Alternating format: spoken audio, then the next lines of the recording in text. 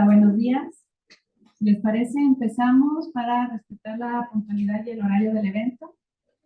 Primero agradecerles su asistencia. Me es muy grato estar aquí en este evento de Memoria, Patrimonio y Derechos Humanos. Les voy a dar la bienvenida haciendo una pequeña reseña. Les damos la más cordial bienvenida a nombre de la Universidad Iberoamericana León y agradecemos su asistencia al panel Memoria, Patrimonio y Derechos Humanos. Agradecemos también la colaboración del Departamento de Ciencias Sociales y Humanidades, el Cuerpo Académico en Desigualdad Social, el Centro de Formación Humanista, la Coordinación de Incidencia Social y el Programa Universitario de Derechos Humanos que fueron necesarios para llevar a cabo este evento. Agradecemos especialmente también a quienes nos acompañan en el panel, el doctor Miguel Santos Salinas Ramos, académico de la Escuela Nacional de Estudios Superiores de León, de la UNAM, y a la doctora Larisa González Martínez como parte del Cuerpo Académico en Desigualdad Social de la Universidad Iberoamericana de León. La forma en la que se llevará a cabo el panel será de la siguiente manera. Presentaré primeramente al expositor, el doctor, el cual tendrá 30 minutos para su exposición y después seguiremos con la expositora, quien tendrá otros 30 minutos de exposición y al final abriremos una sesión de preguntas. Y finalmente, nuestro cierre. Antes de iniciar, me gustaría dar una pequeña introducción respecto a las cuestiones de la memoria y el tema que nos une el día de hoy. La memoria en México para el día de hoy es fundamental, sobre todo por la situación de violación de derechos humanos. Los acontecimientos, tanto desapariciones como violencia, han hecho que todas estas cuestiones de memoria sea un ejercicio fundamental para recuperar las voces de las víctimas.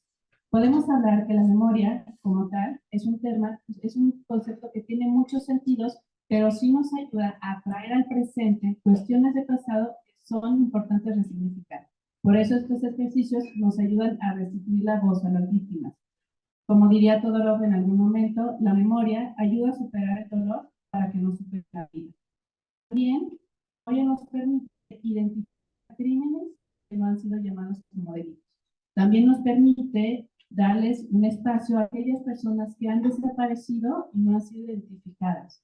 Por último, también nos ayuda a ver con lupa estos acontecimientos que en su momento fueron acallados, nos permite un análisis más puntual.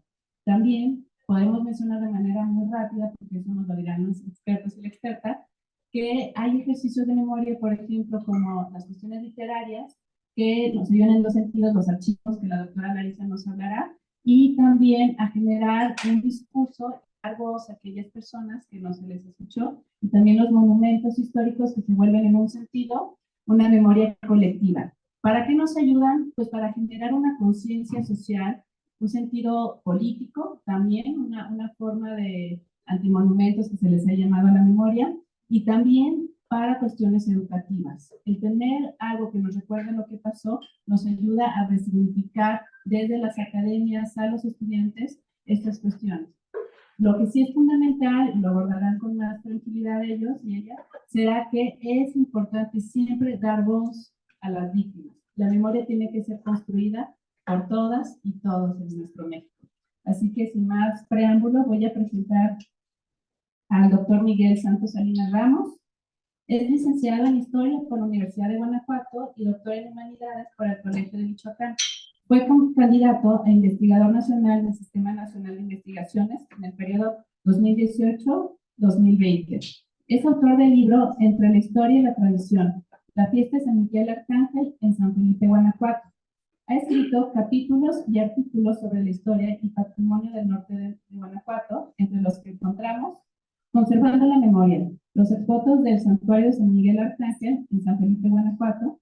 Otro texto, Evangelizadores en el norte del Obispado de Michoacán y los relatos de la llegada del Cristo de la Conquista a la villa de San Felipe. Otro texto que podemos encontrar de él, El Camino Real de Tierra Adentro y la colonización en la proyección de las villas de San Miguel y San Felipe del siglo XVI. Se interesa por el estudio de la historia de Guanajuato, las tradiciones religiosas y el patrimonio cultural. Actualmente se desempeña como profesor de tiempo completo y corresponsable de la licenciatura en Desarrollo y Gestión Intercultural del MEIS León en la UNAM. Doctor, le doy la más cordial bienvenida y le toca mostrarnos lo que trae el día de hoy. Bueno, buenos días. Quiero agradecer la invitación a Larisa y también pues, la invitación Rivero. Como mencionamos, yo formé historia y la historia, el tiempo, el pasado, la memoria, son temas recurrentes. Cuando uno elige las carreras, creo que la memoria, los recuerdos, la construcción de la idea que tenemos del pasado, pero también lo que pensamos del futuro a partir de lo que hemos sido, creo que es algo que siempre ha estado presente desde que empecé a estudiar temas de historia, ¿no? Yo me voy a enfocar, hablaba con Larisa hace tiempo que yo trabajo en un tema de patrimonio, y en el sentido de patrimonio, patrimonio cultural, el tema de la memoria es algo que sale, ¿no? La identidad, la memoria, la construcción que tenemos del pasado a partir de el estudio de los patrimonios, ¿no? En mi caso hablaré de dos, no sé si no pueden ver ustedes. No.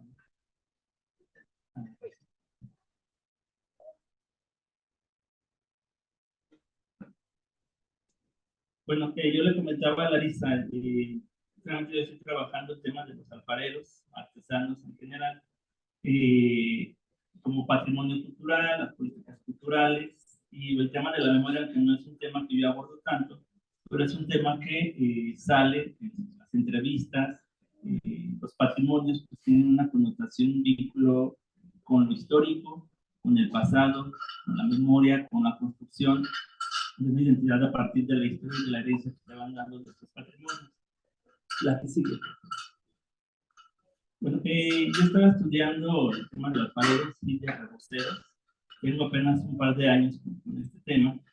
Y parte de los objetivos que me han interesado es analizar las tradiciones artesanales en el estado de Guanajuato. Varias de esas tradiciones, desde ahora, se están perdiendo, igual en varios lugares de México. Y al perderse la tradición, al morir los artesanos, hombres y mujeres de edad avanzada, pues se pierde con ellos conocimientos, tradiciones, saberes, y se construye una imagen nostálgica de lo que fue, de lo que pudo haber sido. Añoran mucho los tiempos de auge de la venta de artesanía, pero con la muerte pues, de los artesanos se muere el conocimiento y creo que también impacta en la construcción de la memoria, en la construcción de la identidad de las comunidades, de las personas, de las familias. Las artesanías son expresiones del patrimonio cultural. El Estado lo ha dicho, la academia lo insistimos. Son patrimonios de que la gente dijera que es patrimonio. Son recursos de la memoria. En el caso de los artesanos, la mayoría de los entrevistados los aprendieron a partir de su familia, en la infancia. Entonces es parte de su identidad, es parte de su vida personal. Son artesanos que aprendieron desde la infancia y que mantienen el oficio y recuerdan cómo aprendieron los momentos, importantes, las épocas de mayor venta, de mayor producción, y ahora viven un poco en el recuerdo y en la nostalgia. También me interesa identificar problemas que afectan a los artesanos para mantener vigentes sus tradiciones. El problema más evidente es que no hay generaciones de reemplazo. Esto ya lo ha dicho Marta Turó, Victoria Novello, incluso Teresa Pomar al estudiar a los artesanos, que no hay nuevas generaciones de reemplazo, entonces los conocimientos, la historia personal, los saberes se van, desaparecen, aunque haya registros en libros, en videos, pues al morir un artesano muere con él parte de su memoria y un pedacito de esa cultura se pierde, aunque la cultura pues se herede, pero se modifica al morir el artesano y al no haber quien lo reemplace, pues se están perdiendo elementos culturales de las localidades. La artesanía son recursos para la memoria, es común ahora en muchas ciudades, pueblos, que los gobiernos locales promueven turísticamente un sitio a partir de su artesanía o de sus monumentos o sus tradiciones. Entonces, cuando queremos exaltar la belleza de un lugar, generalmente recurrimos al patrimonio, ya sea histórico, monumental, arqueológico, a la gastronomía, a las fiestas. Y esos patrimonios pues, se han forjado a lo largo de los años a través de la herencia. Hay patrimonios que quedaron en el abandono y se vuelven a recuperar con otros usos. Algunas fincas de los centros históricos cambian su uso. Algunas zonas arqueológicas que aparentemente no existían en el panorama son excavadas, rescatadas, reconstruidas y fomentadas para el turismo y se generan estos elementos de historia que no existían o se van ampliando los periodos históricos de algunas localidades. Aquí en Guanajuato mucho tiempo se asumía que no había zonas arqueológicas, que la presencia de grupos indígenas, al no haber grandes monumentos, pues los grupos indígenas estaban aislados en algunos lugares, en La Paz, pero se empiezan a excavar las zonas, se empiezan a promover con fines turísticos, y parece que la historia se amplía y se crean otras etapas para generar una historia o un discurso histórico. San Miguel de Allende y Ocampo, por ejemplo, ahora su historia abarca desde la época prehispánica, cuando antes su historia iniciaba, o su discurso histórico iniciaba con la colonización. Entonces, en la medida en que hay estos patrimonios que usamos en el discurso político, en el discurso histórico, pues generamos otros pasajes de la historia, y creo que pues eso contribuye a fomentar el interés por la memoria, incluso la identidad. Ahora será una identidad más arraigada a veces en el prehispánico, en el colonial, en algunas otras regiones su identidad está basada en las tradiciones, en las danzas, en las fiestas. Un poco de los antecedentes. El concepto de artesanía ha tenido diversos significados. Es un concepto de cultura, como identidad, puede tener distintas definiciones. En el periodo de la Revolución Mexicana, se les dio a estas obras de los grupos populares como industrias típicas. Ya desde el porfiriato, pues sobre todo después de la Revolución Mexicana, la política del país empezó a ver las expresiones de la cultura de los grupos indígenas, de los grupos rurales, y se les empezó pues a conocer, a fomentar, pero se les encasilló pues en otra área de lo artístico, que es la industria típica, el arte popular, la folclorización, etc. Se le empezó a reconocer algunos intelectuales, Diego Rivera Calo, por ponerlos más conocidos, o Gerardo Murillo, empezaron a ver en las expresiones de la cultura popular expresiones de lo que ellos consideraban como lo mexicano, lo más original, característico, y se empezaron a publicar libros, a hacer investigaciones, se empiezan a crear instituciones que atienden temas hacia la historia, la ELINA, por ejemplo, la ENA, o algunos museos, institutos culturales, se empiezan a ver en la cultura popular pues un elemento de lo identitario de algunas comunidades, de algunos lugares. Se les consideró como creaciones de lo mexicano. El cine aquí también contribuye un poco, la música, y se empiezan a hacer estudios sobre las danzas, la artesanía, los conocimientos tradicionales. También en esta época del nacionalismo se ve en la artesanía elementos de lo mexicano, que todavía por ahí en algunos discursos se usan el mexicano y el mariachi, o la música o la comida. Y se le dio pues como arte popular, es decir, no en el arte académico, pero sí se le reconoce, pero separado, ¿no? Teniendo en cuenta que artesanos y artesanas generalmente no tenían una formación académica, y sus piezas pues no eran bien vistas en los grandes museos. Se empiezan a crear museos de arte popular, departamentos de culturas populares, y poco a poco lo popular, que también es un concepto muy movedizo, pues empieza a ser conocido. Y muchas veces esto de lo popular, pues no solamente es indígena ni campesino, también es de los barrios. A veces se mezcla con lo masivo, con la cultura de masas, porque la cultura de masas va más hacia la mercantilización, y lo popular a veces es más de sociedades tradicionales que van heredando los conocimientos, y generan pues este tipo de expresiones, que lo vemos en el caso en los objetos que eran de uso cotidiano, que se vuelven patrimonio y se empiezan a usar solo en ocasiones especiales.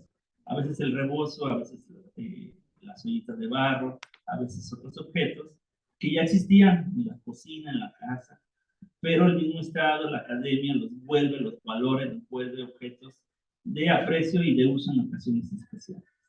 Hay que tener en cuenta que lo artesanal no solamente se le menciona, se le relaciona con grupos indígenas. Hacia Guanajuato, Jalisco, hacia el norte del país, pues lo artesanal sí tiene alguna raíz indígena, pero también es muy, muy mestizo.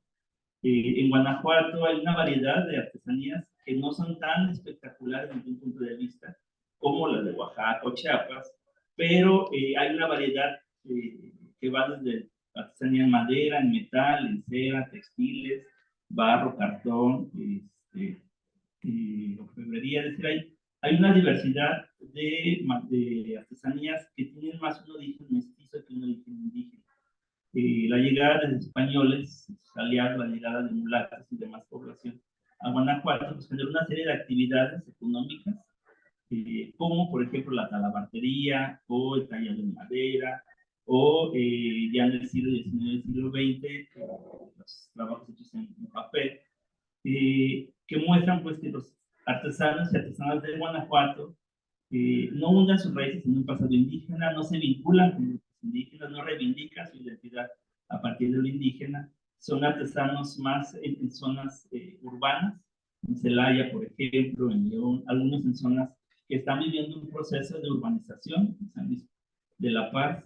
Entonces, algunos nos han encontrado en la artesanía un referente de su identidad. A veces el mundo moderno, la idea de progreso, la idea de tener una profesión, ir a la escuela o trabajar en las fábricas, en las armadoras, ha tentado a los grupos de las comunidades rurales a modificar su dinámica de vida. Algunos artesanos con los que he platicado, pues ellos ya hicieron, sus hijos, sus descendientes, no siguieron la tradición por esta idea de progreso, de mejorar, de que la artesanía está basada en lo pasado y que no está dentro. Entonces, muchos de los artesanos, ahora pues sus hijos son profesionistas, algunos se dedican al diseño, pero se han dado cuenta que al no heredar la tradición, pues con ellos va a morir su historia o la tradición. La artesanía pues tiene una importancia económica, quizá no en grandes cantidades, pero si vamos a lugares turísticos, San Miguel, Guanajuato, Dolores, no se diga, pero también en otros lugares donde se produce artesanía que ahí casi no se vende. Los apaseos, por ejemplo, muchas de las artesanías se venden fuera, en las zonas turísticas, donde están los mercados. Está relacionado pues con los lugares, a veces en el imaginario de los sitios, reconocemos un lugar, el caso de Dolores con la alfarería o Tonalá, por ejemplo, Santa María del Río con el rebozo, y a veces aunque no conozcamos un sitio, quizá tenemos una referencia por un elemento de su patrimonio, en este caso de la artesanía. Está vinculada obviamente con los procesos de formación de la identidad, forma parte también de los capitales culturales de las poblaciones, de los artesanos. Algunos ya han hecho pequeñas empresas o que siguen trabajando de manera más rústica en sus casas, y algunos más han encontrado en el diseño pues nuevas maneras, nuevos mercados. Voy a pasar una serie de la que sigue, por favor. Algunos de los usos y funciones, aquí los pueden ver. Hay objetos que los usamos, quizá el objeto se hizo de manera artesanal, pero no lo consideramos como una artesanía en el sentido de que lo podemos usar y si se nos rompe, pues lo lamentamos, pero a lo mejor para eso también lo usamos, ¿no? Pienso en las ollas de barro, que compramos ollas de barro que se hicieron de manera artesanal, pero las ponemos en la estufa, las usamos, las lavamos, etc. Habrá otro tipo de piezas, por ejemplo, zarapes, rebozos, que se usan. Y menciono esto del uso porque desde una perspectiva a veces se considera la artesanía como algo que solamente se va a ver, se va a exhibir, y no se debe ser profanada con el uso, ¿no? Pero hay objetos artesanales que son usados. Ahora muchos del juguete tradicional no se usa para jugar, solo para exhibir o para tenerlo ahí. Y los niños y niñas ahora traen juguetes modernos que los van a aventar, los van a romper, los van a rayar. Entonces, estas muñecas de cartón, algunos de los juguetes de madera, pues los tenemos o los vemos en museos, pero ya su uso, su significado cambia dependiendo pues de las generaciones. Hay usos ceremoniales y hay usos decorativos. Aquí pueden ver algunas imágenes de los tapetes textiles que se hacen en San Miguel de Allende, con nuevos diseños. En San Miguel de Allende hay un proceso de incorporación moderno en la elaboración de tapetes, gabanes. Está la producción artesanal tradicional y está la producción que ahora gente que viene del diseño, que no viene de familias artesanales, se han incorporado. Y aquí hay creo yo que hay un entendimiento entre el artesano tradicional, diseñador o diseñadora, está conservándose la tradición, pero con otros diseños, con otros mercados y con otras maneras de vender, porque muchas de estas piezas ya se distribuyen por redes sociales, nuevas formas de hacer mercado, que a algunos artesanos quizá les cuesta, pero bueno, es parte también de cómo la tradición se va adaptando y va cambiando, ¿no? La que sigue, por favor. En el caso de la artesanía, pues las definiciones pueden ser diversas. Esta definición la tomo también de FONAT, un manual para diferenciar la artesanía y la manualidad, también de Marta Turó. Es un objeto, dice ella, producto o relacionado con la identidad de una comunidad. A diferencia de la manualidad, que a veces surge a partir de las modas, o surge a partir de que alguien va a un taller o se capacita para elaborar una pieza con materiales modernos como el foamy, por ejemplo. La artesanía está vinculada a la identidad familiar o cultural o comunitaria. Y en ese sentido, pues muchas países en un pasado más o menos antiguo, más o menos reciente. Generalmente está hecha con procesos manuales, la misma manualidad también, ¿no? Pero con algunos implementos rudimentarios. El caso de la alfarería quizás sea muy característico. El juguete hecho de cartón o de papel, por ejemplo, basta un papel periódico, incluso por ejemplo en Celaya usan algunos papeles de la maseca, de postales porque es más barato y es un papel más grueso, o del cemento, del material como que de los postales de cemento, porque ir a comprar un papel al Lumen o al Office es más caro.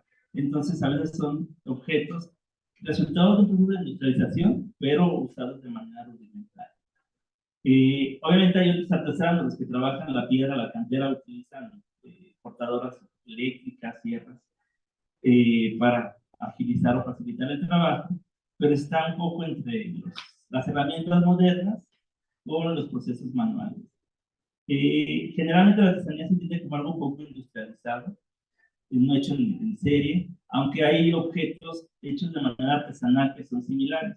Pienso en el caso de alfareros, las ollas de barro. Por ahí muchos, bueno, varios alfareros de San Felipe han encontrado en la elaboración de jarros para o jarros de lo que venden aquí que llaman rusas, en la calle jarritos de barro. Esos jarritos los hacen de manera más o menos rápida, sin el mismo tamaño, el mismo diseño, no tienen una elaboración tan complicada, entonces se vuelven repetitivos. Son objetos hechos de manera artesanal, pero algunos no consideran artesanía, porque se va a usar, se va a romper, es en cierta manera desechable, ¿no? A diferencia de una pieza decorada, tallada o pintada con más cuidado. Y tienen valores simbólicos, valores ideológicos dependiendo de la localidad. Estas son imágenes de los alfareros. Están los alfareros que mantienen todavía la elaboración usando, quemando madera. Otros ya incorporan procesos nuevos como el gas. Incluso algunos ya tienen hornos eléctricos.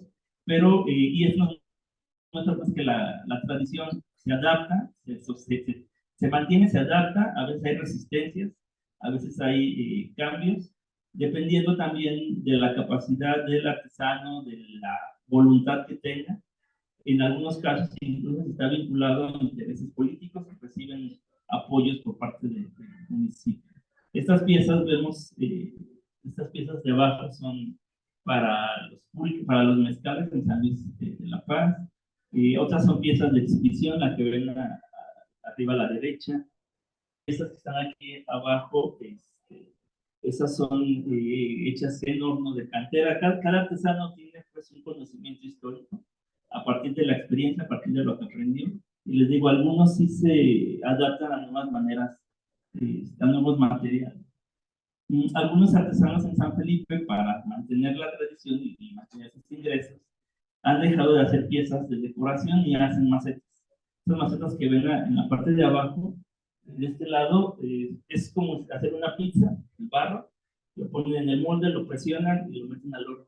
Para ellos es antes de tener un ingreso, pero no tiene mayor elaboración. Incluso ellos cuestan la pieza y las venden y no saben a dónde van a dar.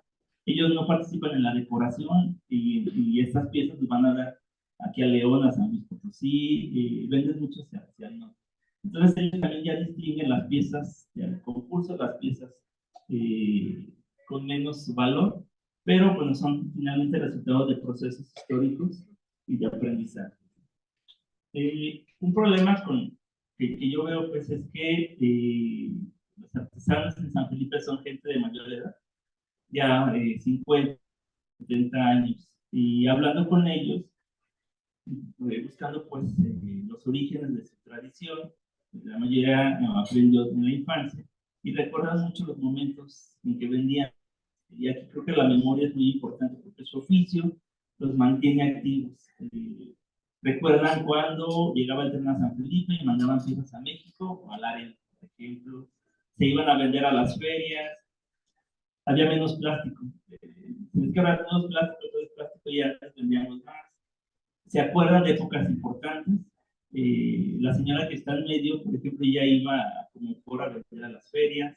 El señor que está acá es de la Chona, en Jalisco. Él migró de Jalisco a San Felipe porque en San Felipe había gran demanda. Y él se acuerda que en la Chona ya era alfarero, se cambia a Felipe, ya no quiso regresarse. Y se acuerda que se subía al tren y se iba a la arena a vender. O se iba a San Luis y luego de ahí mandaba las cosas a la Huasteca. Entonces, se generan estos como recuerdos importantes, nostálgicos, lamentan que no se haya mantenido el uso generalizado del barro, pero resisten a cambiar. Incluso ellos dicen, ya, ¿para qué cambio? A mi edad ya nadie me va a dar trabajo. Algunos de ellos económicamente les ha ido mejor porque artesanos más jóvenes abandonaron el oficio y el mercado les queda a ellos. No se dan abasto. Se lamentan que no hay jóvenes que quieran aprender a la tradición y ellos no pueden comprometerse a una producción mayor. Algunos artesanos que ven en la parte de abajo ven unos hornos hechos por la Escuela de Cerámica de Occidente, con varios patrocinios de empresas privadas, han incorporado estos hornos modernos, sobre todo para evitar que el humo les llegue directamente a la casa. Son hornos que tienen una chimenea como de 6 metros, y han incorporado pues otras innovaciones. Aquí vemos los hornos. Hago mención pues, de esto porque estos hornos tienen 40, 50 años, son parte de sus bienes, son parte de estar en sus casas, son un elemento más de la casa de la zona. Estos artesanos viven en los talleres, trabajan. El taller está en su casa, no se trasladan tanto así.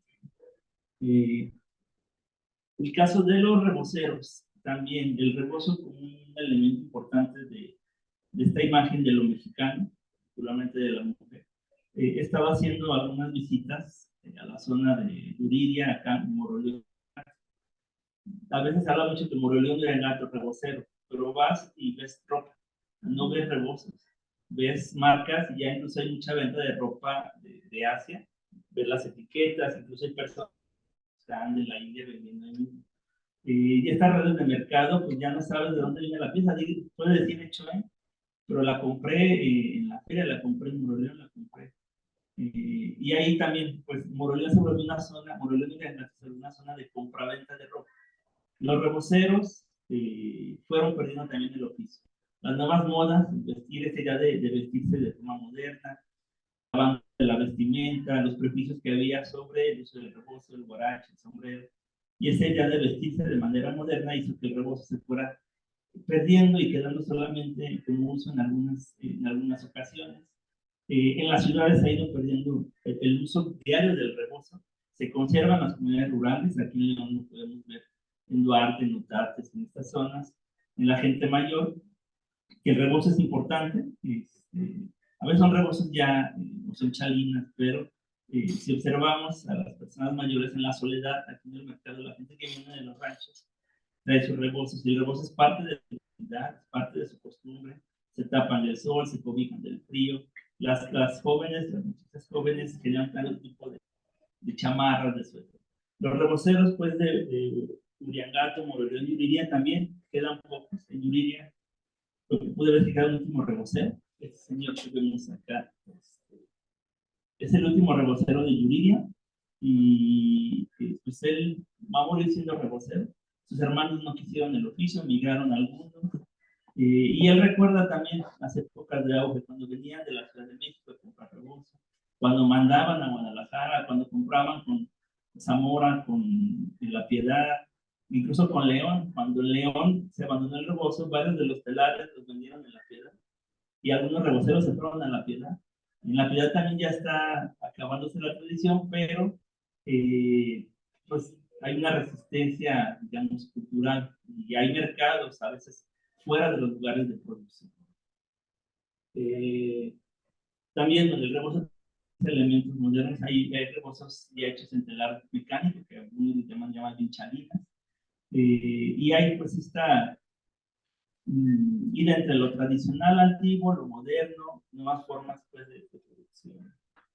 Bueno, la alfarería y la repostería y algunas otras de las artesanías son una tradición en tanto son una herencia colectiva, una herencia que se va dando.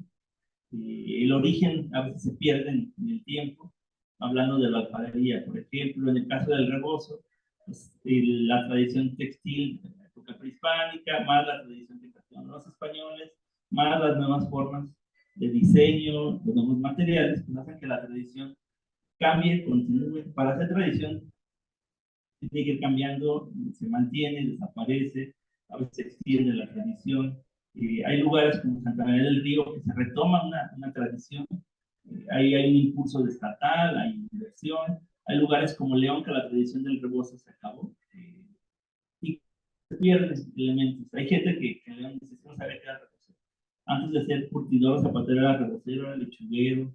Y hay gente que a veces piensa o pensábamos, ¿no? Que León había sido zapatero desde su origen. No, el zapato y la curtiduría pues tienen alguna antigüedad, pero había más producción de rebozo. La ciudad era relativamente pequeña hasta principios del siglo XX, y había todavía mucha participación de grupos rurales. Son también, bueno, a veces podemos hablar de la invención, diría Jorge. Hay tradiciones también inventadas y tienen todo este carácter de tradición antigua. Ahí se modifica, entonces se aprende con el tiempo, se cambia con el tiempo, se va dando. La tradición, dice un profesor del colegio de Michoacán, Carlos Arrejón, que la tradición es como una persona, es la misma y no es. Es decir, desde que nacemos tenemos un nombre, tenemos derechos, nos acompaña la familia, pero no somos los mismos de hace 10 años. La tradición se va dando. Algo aprendimos de otras personas, algo nos queda y algo transmitimos a otras personas. Y así va la tradición. Obviamente tiene un carácter histórico y es un referente de la identidad individual y colectiva. Hay artesanos que se sienten orgullosos y orgullosas de ser artesanos. Lo muestran con orgullo y cuando se vincula a veces con lo colectivo, por los alfareros, por los reboceros, o a veces hay lugares que los conocemos por su fiesta, su tradición, su música, o por algunas bebidas, por el mole, por el pulque. A veces los podemos visitar, a lo mejor a veces ya quedó nada más como un discurso, como un imaginario. Ahora con idea de pueblos mágicos, a veces se inventan tradiciones, o sea, encuentran elementos característicos que les dan carácter milenario, ancestral, le agregan estos términos, algo que a lo mejor surgió hace unos dos generaciones, o que solamente se producían en una familia. Entonces, agregar esos elementos y estos términos, lo milenario, lo ancestral, o queremos ver a veces lo prehispánico en todo, cuando no todos los elementos son de origen prehispánico, a lo mejor son tradiciones surgidas en el México independiente. Son recursos para la memoria. En el caso de las artesanas que he platicado, pues recuerdan su tradición, pues los vincula con un pasado. Han hecho esta manera de elaborar, es la misma desde hace tiempo. Al platicar con ellos te das cuenta, pues, el orgullo que tienen, pero también la nostalgia y la tristeza. Les he preguntado ya un poco en confianza a ellos, oye, cuando usted muera, no se sabe de mal abuelo, pero cuando muera, ¿qué va a pasar?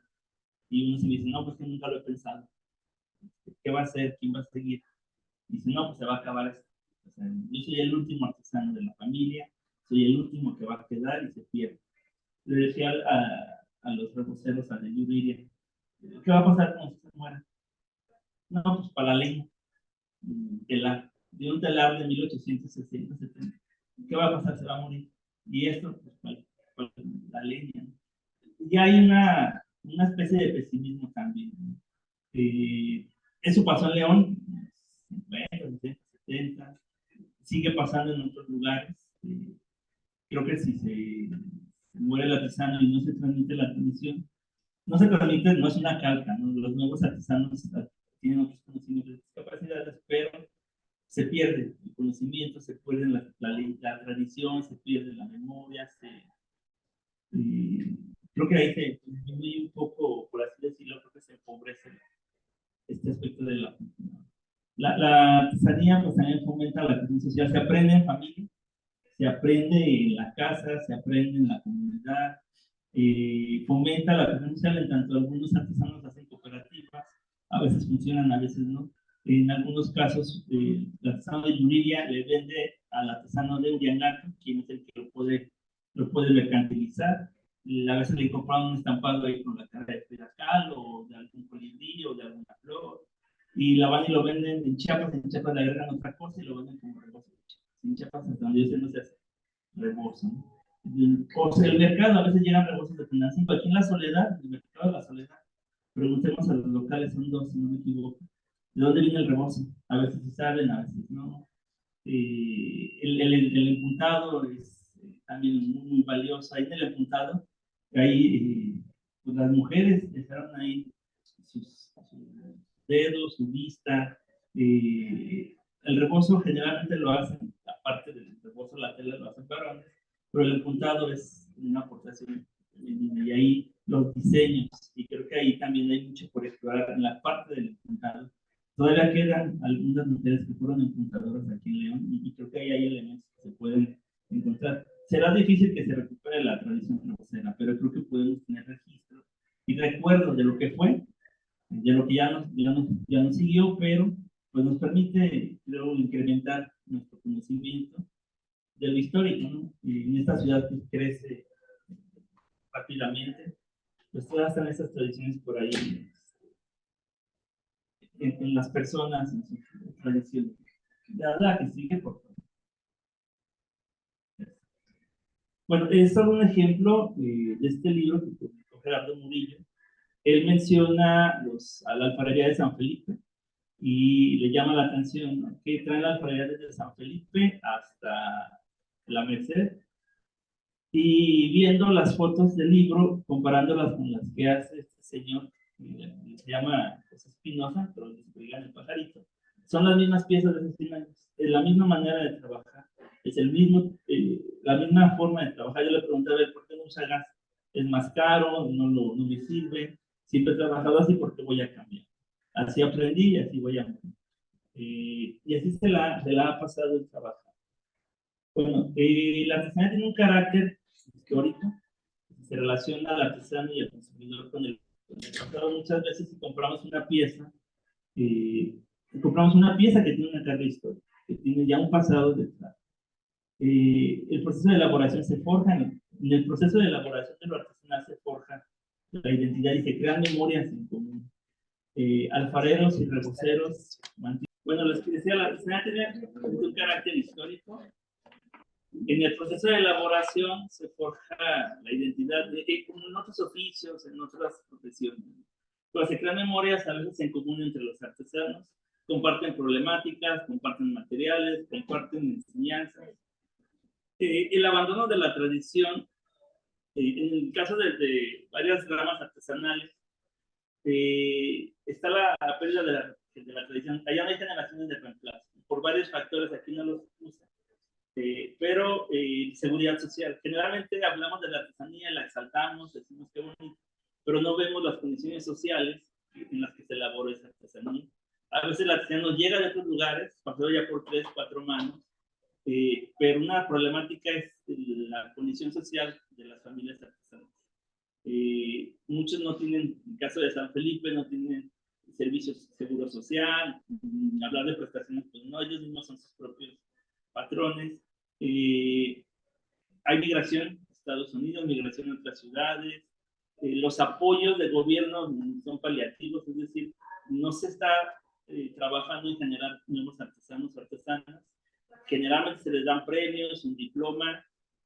Algunos artesanos, en este cultural Banamil, ya pueden vivir de una manera digna, pero artesanos fuera de los de los puntos importantes. Algunos, por ejemplo, de Tenancingo, están quienes les va muy bien, quienes tienen reconocimiento social, y otros pues todavía viven al día. Seguridad social, copia de diseños, apropiación cultural, encarecimiento de los materiales, migración, inseguridad en Apaseo. Un día quise ir, fui a San Miguel de Allende, hablé con una persona de Apaseo, y me dijo que mejor no fuera, porque me fueran a desconocer. Mejor no vaya, por la inseguridad. La zona de Apaseo, Celaya, incluso la inseguridad de las distintas regiones afecta las extorsiones, secuestros. Y los artesanos, la gente en los pueblos los conoce. También la patrimonialización por parte del Estado, aunque se han creado políticas culturales, premios, concursos, a veces los premios, pues el premio son 1,000, 2,000 pesos, que ni no es el costo de la pieza. Pero sobre todo no se busca escuelas de oficios, de artes y oficios. Hay concursos, el Instituto Estatal de la Cultura publica libros, hay concursos, pero no se trabaja en las condiciones sociales. Y en algunos casos, eso a lo mejor no le toca al Instituto Cultural, puede entrar y Secretaría de Trabajo, puede trabajar el INS, puede entrar otras instancias hacia el tema artesanal, que no solamente es un tema de los institutos culturales. También el caso de la folclorización, entendida como esta modificación arbitraria a partir de la presión que hace el turismo. Hay una frivización de la artesanía, Frida Kahlo por todos lados, que yo creo que si vieras se muere porque es una marca ya. Incluso creo que sus herederas perdieron el derecho de la marca. Hay una marca llamada Friducha, que creo que hay un conflicto ya. La marca se vuelve una marca, ¿no? Entonces, vemos ahora algún tipo de artesanía más sencilla, es igual. En Xochimilco, en San Miguel, en Pátzcuaro es de la misma manera, el mismo diseño. Ya hay una estandarización de lo artesanal, generado sobre todo por el mercado más que por el gusto de los artesanos. Modifican sus piezas porque es lo que pide el turista o es lo que pide el mercado, y ya no hacen las piezas como las hacían ellos antes. Si me vende esto, le pongo un estampado de un colibrí, o le copio o me baso en diseños de Tenancingo, o de Chiapas, o de la Huasteca, ¿no? Entonces, esta folclorización a veces repercute en que se modifica, pero se modifica por intereses mercantiles más que por un interés propio. Y creo que en este caso, si modifico la artesanía, pues estoy modificando también la memoria, la historia de estos artesanos.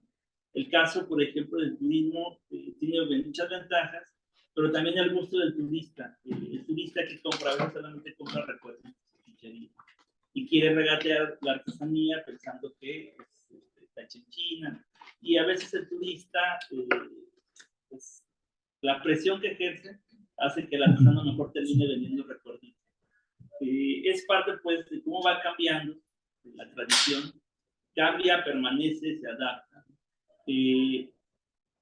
Para terminar, hace tiempo a mi esposa le regalaron una playera, recuerdo de Cancún, y tiene dibujado a la muñequita Lele, la de Querétaro, y tiene los listones. ¿Qué tiene que ver con Cancún? No lo sé, pues el recuerdo de Cancún. Es decir, le regalaron la camisa, ¿no? Cómo en Cancún están teniendo camisas estampadas con la apropiación cultural o los diseños, ¿no? Falta mucho legislación en términos de proteger diseños, pero proteger la vida y las condiciones sociales de los artesanos. Y bueno, estas dos imágenes de lo que fue el rebozo aquí en León, son dos textos que salieron casi al mismo tiempo, y pues si los pueden leer, están muy interesantes. Y pues parte de la bibliografía, y con esto terminaría. No sé si puedes poner las que siguen, por favor. La última. Y pues muchísimas gracias.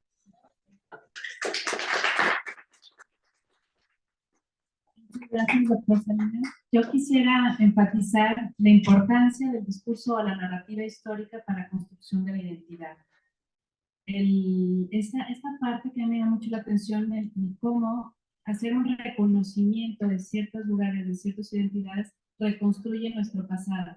Algo que parecía que no existía, como pueblos indígenas en Guanajuato, al momento de reconocer que hay una tradición, hay personas que tienen este linaje en el quehacer, en el trabajo, reconstruye y modifica la identidad, por ejemplo, de nuestro estado de Guanajuato. Y en este sentido, la nostalgia como patrimonio hace que no se nos olvide que tendríamos que seguir trabajando por el reconocimiento de esos discursos que están siendo olvidados o que en su momento tal vez ni siquiera fueron escuchados. Entonces, estas personas, estos artesanos y artesanas, no solamente como productores, sino como colectivos que traen parte de nuestra construcción cultural y social y que por tanto deberíamos de darles ese reconocimiento y fomentarlos, ¿no? No solamente reconocerlos como si fuera esta cuestión turística de San Miguel y chucherías, sino como algo muy importante, fundamental de quiénes somos como mexicanos. A continuación, presentaré a la doctora González con mucho cariño.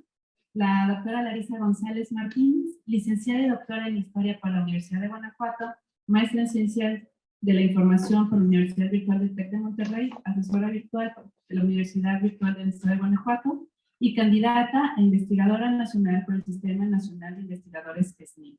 Su línea de investigación son los archivos, las bibliotecas, el desarrollo de habilidades en información, la alfabetización informacional, la historia de la Iglesia, la educación católica y la labor lasallista en México durante la segunda mitad del siglo XX. Voy a comentar de manera muy rápida para que tengas el tiempo por aquello de la pequeña interrupción. Algunas de sus publicaciones es Learning Commons en bibliotecas universitarias, una revisión dedicada a las características y desafíos de un espacio físico transformado en ambiente para el aprendizaje.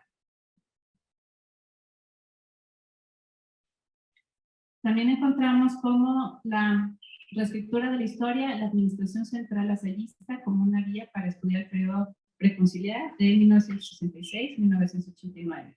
Otro documento, la historiografía conservadora mexicana, los héroes en los libros, texto de civismo lasallistas. Otro texto, masculinidad en los libros de civismo de los hermanos de La Salle en México entre 1953 y 1989. Larisa, qué gusto escucharte. Qué barbaridad, cuando uno escucha sus propios títulos se da cuenta de cuán relevantes son. Qué vergüenza. Pero bueno, muy buenas tardes. Me siento muy contenta de compartir espacio con todos y todas el día de hoy aquí en la maravillosa biblioteca que tienen en la Universidad Iberoamericana de León. Antes de empezar con esta participación, quiero agradecer al Cuerpo Académico de Desigualdad Social, que fueron los organizadores de este evento, por supuesto a los compañeros de biblioteca, al doctor Fabricio Lorenzo, a la maestra María de Lourdes Contrón Monroy, que sin ellos dos esto habría sido totalmente imposible. Y es un gran gusto compartir espacio con la maestra Sofía Pérez Fuentes Sacramento. También es agradable estar contigo, Sofía, el día de hoy, y por supuesto con el doctor Miguel Santos Salinas, que es realmente ahí. El honor me siento muy honrada y es un gran honor compartir espacio con él. Yo realmente vengo aquí a platicar cosas sencillas, pero con muchísimo esfuerzo y con mucho gusto. Pues bueno, el título de esta breve presentación es Memoria y Justicia, el papel de los archivos en el ámbito de los derechos humanos. Siguiente. Y quiero empezar con una primera parte que se titula Derechos humanos, pero elementos para una definición, como algunos puntos que tenemos que conocer para entrar de lleno en este tema. Siguiente. Y hay que iniciar esta breve presentación con una vivencia, una anécdota personal. Hace algunos años, yo daba una materia con un título rimbombante que no reflejaba el verdadero sentido de la materia, que era, pues, nociones básicas de archivística, ¿no? Tenía un nombre un poco más elaborado. Y siempre, el primer día de clases a mis alumnos, yo les decía, bueno, ¿qué sabemos de archivos? ¿Qué me pueden decir? Y yo creo que el 90% de mis alumnos no podían darme una idea de nada. A lo mejor uno o dos conocían el archivo municipal que tenemos aquí en León, pero nada más. Y siempre cuando pensaban en archivos me decían, sí maestra, pues archivos históricos, ¿no? Entonces al darme cuenta que mis alumnos solo conceptualizan el archivo histórico, me hizo darme cuenta de que falta divulgación sobre para ver el archivo desde una perspectiva un poco más dinámica, más cercana, más cotidiana, y por eso surgió este interés de mi parte por este tipo de temas, ¿no? Ahora, desde los estándares internacionales se ha puesto especial atención a los archivos como testimonio y registro de violaciones al derecho internacional humanitario y a los derechos humanos, porque para mis alumnos y para muchas personas de la sociedad en general, los archivos son como esos edificios históricos donde hay papeles viejos y nada más, cuando en realidad la ONU, la ACNUR, considera que los archivos juegan un papel fundamental, incluso en procesos pues para exigir justicia.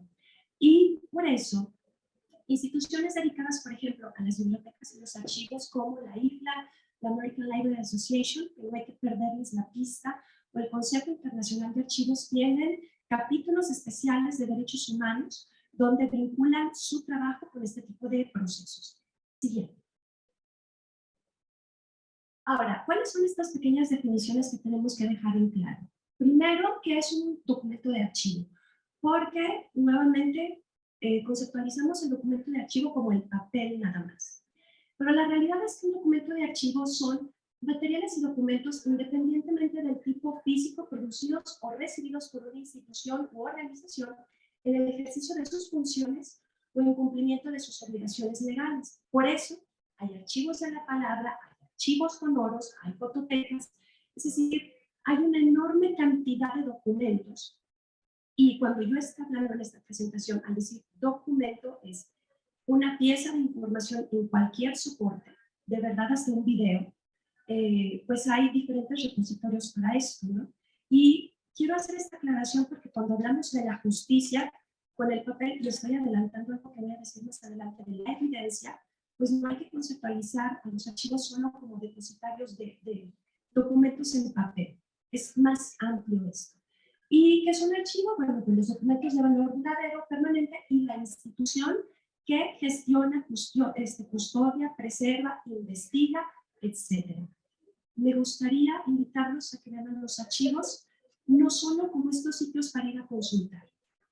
El archivista custodia, sí, pero también preserva, protege, discute en foros, investiga su propio acervo. O sea, es algo más complejo que eso.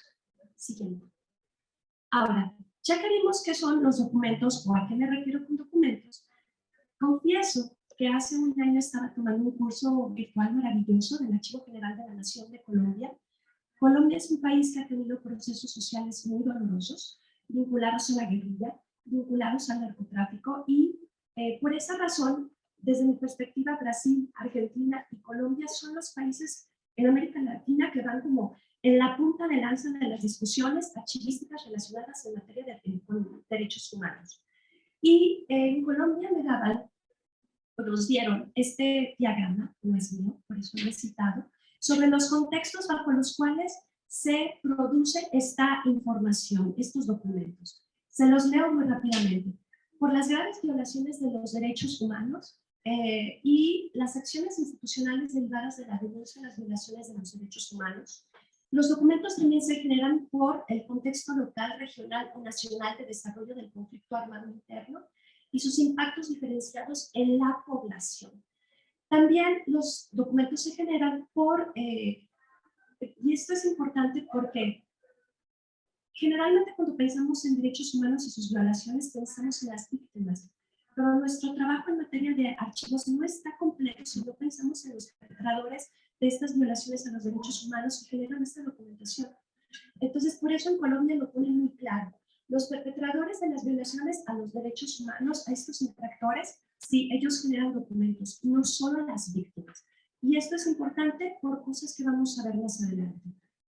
También las acciones de exigibilidad de garantía de los derechos humanos, las respuestas institucionales frente a las violaciones a los derechos humanos, los modos de vida, proyectos familiares, sociales, políticos y comunitarios afectados. Claro, aquí hay que ver que están hablando desde Colombia. Ellos hablan por el conflicto armado interno, pero podemos poner por las violaciones a los derechos humanos y los modos de resistencia de la sociedad civil. Cuando vemos este cuadro, nos damos cuenta que se generan documentos por un montón de situaciones. Y, si me permiten una autocrítica para los archivistas y las personas que nos dedicamos a las ciencias de la información en México, muchas veces solo nos enfocamos en el Estado, cuando en realidad son muchas instituciones, personas, organizaciones, entornos que generan documentación que es importante conservar, preservar, investigar, difundir y utilizar. Y de hecho, si me permiten otra retroalimentación, aunque este es uno de los cuadros más completos que yo he visto en el tiempo que llevo estudiando esto, aquí falta la cuestión ambiental, que no está. Pero entiendo que Colombia está produciendo desde su situación. Siguiente. Ahora, estas situaciones generan muchos documentos. Yo les traigo algunos ejemplos. Por ejemplo, peticiones, acciones de tutela, denuncias, registros de movilizaciones, reclamaciones, ¿no? Cuando se trata de respuestas institucionales, pues hay planos, programas, proyectos que generan documentación que sería interesante conocer, preservar. También reclamaciones, denuncias, testimonios o documentos relativos a las acciones desarrolladas por personas y organizaciones sociales en pro de los derechos y procesos de resistencia. O sea, dense cuenta de la enorme gama de documentación que se genera por cuestiones vinculadas a los derechos humanos y sus violaciones. Y aquí solamente es una clasificación genérica, pero podemos hablar de oficios, de, bueno, 20,000 cosas, ¿no? Pero para que nos demos cuenta de cuán amplio es esto y qué tan necesario era empezar definiendo algunos puntos básicos para poder discutir más adelante. Siguiente. Ahora, aquí hay una afirmación que quiero que ustedes escuchen y reflexionemos sobre ella.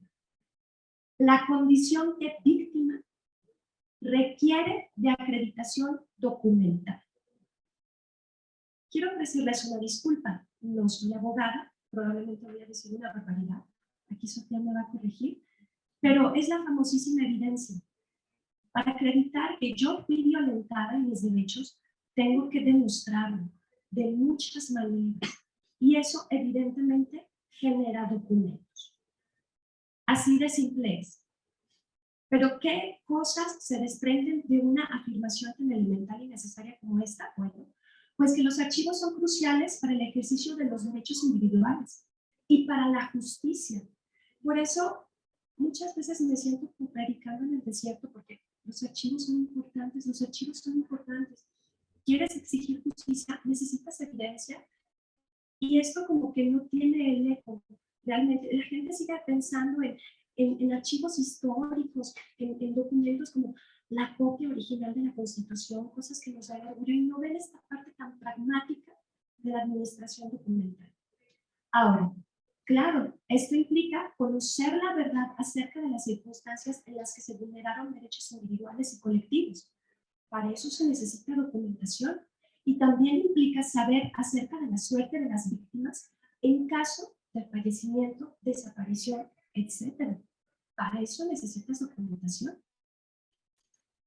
Y también los archivos, obviamente, contribuyen a la preservación de la memoria escrita y al ejercicio del derecho de cada pueblo a conocer la verdad sobre los hechos del pasado. Son el sustento de procesos del Estado destinados a la verdad, la justicia y la reparación, como investigaciones, enjuiciamientos, actividades de búsqueda de la verdad, iniciativas de reparación y reformas institucionales para reducir la posibilidad de que se repita la represión o el conflicto. Y esto yo se los decía a mis alumnos. Entonces, como que se empieza a caer esa idea de que el archivo solo es el archivo histórico y adquiere una dimensión muy diferente. Siguiente. Resumiendo, los archivos son fundamentales para el esclarecimiento de la verdad, la impartición de justicia, para garantías de no repetición y para la reparación a las víctimas. Nuevamente, regresando a la reflexión inicial, porque para acreditar la condición de víctima se necesita evidencia, se necesitan documentos. Siguiente.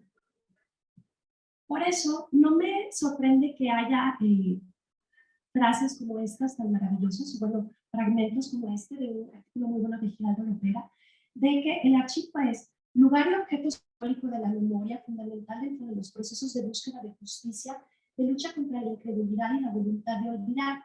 Desde este horizonte, la reflexión sobre el archivo se sitúa en un contexto en donde se evidencia su protagonismo social como factor esencial para la conformación de la memoria colectiva y como garante de los derechos ciudadanos.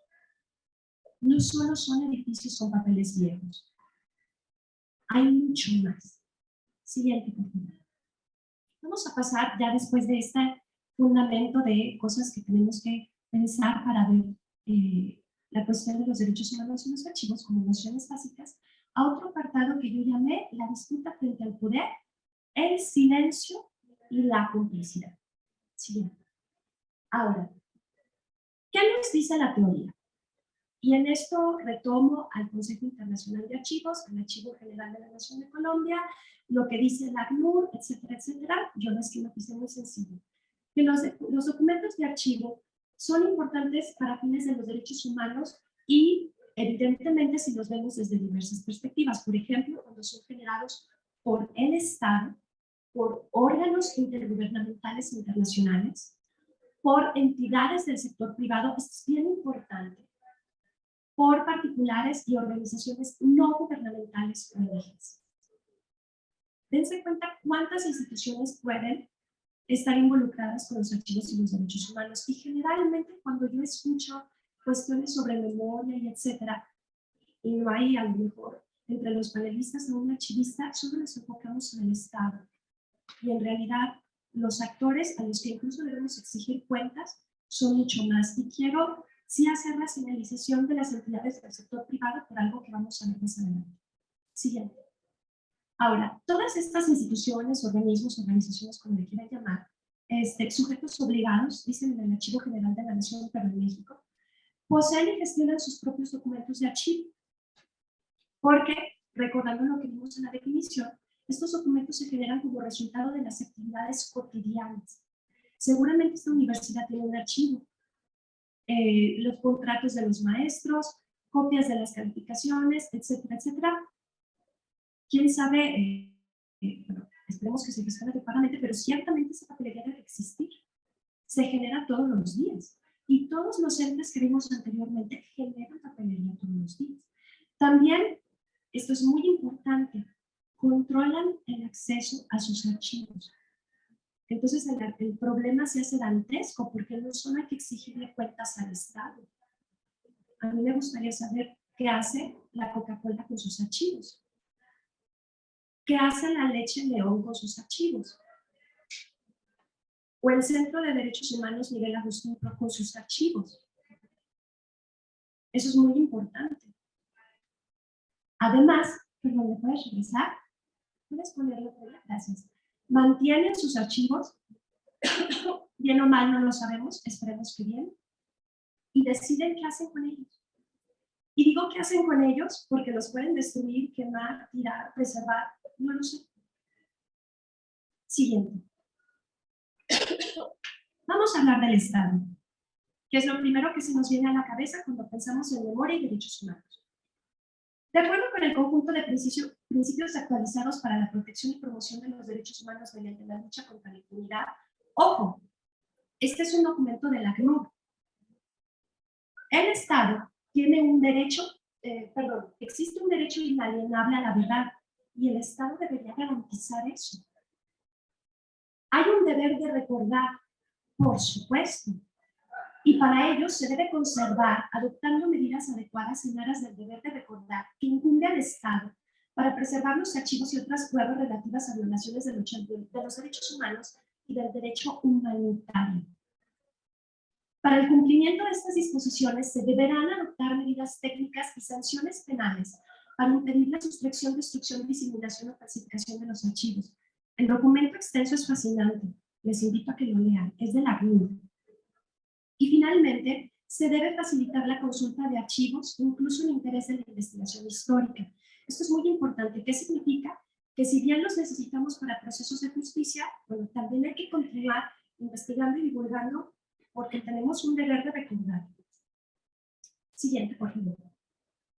Pero, y aquí, qué vergüenza, yo siempre, para los que me conocen, ando recomendando libros. Y me traje, algún día tienen que consultar toda la colección de Bonilla Artigas Editores, que tienen unos libros maravillosos, generalmente del siglo XX, generalmente sobre la guerra sucia en México. Y en este libro sobre En la cresta de la ola, debates y definiciones en torno a la historia del tiempo presente, Camilo Vicente Ovalle tiene uno de los textos más hermosos sobre archivos que yo he leído en toda mi vida. Y él dice que el archivo como dispositivo que produce un sistema de huellas documentales es también en sí mismo una huella de la arquitectura del poder del Estado a la que perteneció y pertenece. Lean, este artículo es hermoso, porque Camilo Vicente Ovalle dice, desde el momento en que la documentación de un archivo se genera por sus actividades cotidianas, yo como historiador tengo que entrar en la lógica del poder para poder leer esas huellas que se generan. Y hay mucha violencia en esa documentación, simbólica y real. Y también por eso no está permitido ingresar a esos archivos tan fácil. Y claro, Camilo Vicente Ovalle habla como investigador, historiador, dice, bueno, pues eso pone límites a lo que el historiador puede conocer, desafortunadamente. Por tanto, hay mediación y determinación del poder político sobre el conocimiento y normatividad de los archivos y sus restricciones. Esto quiere decir que se ponen límites a lo que se puede conocer, pues nos encontramos colocados frente al poder del Estado. O sea, ingresar a esos archivos en sí mismos ya es un problema.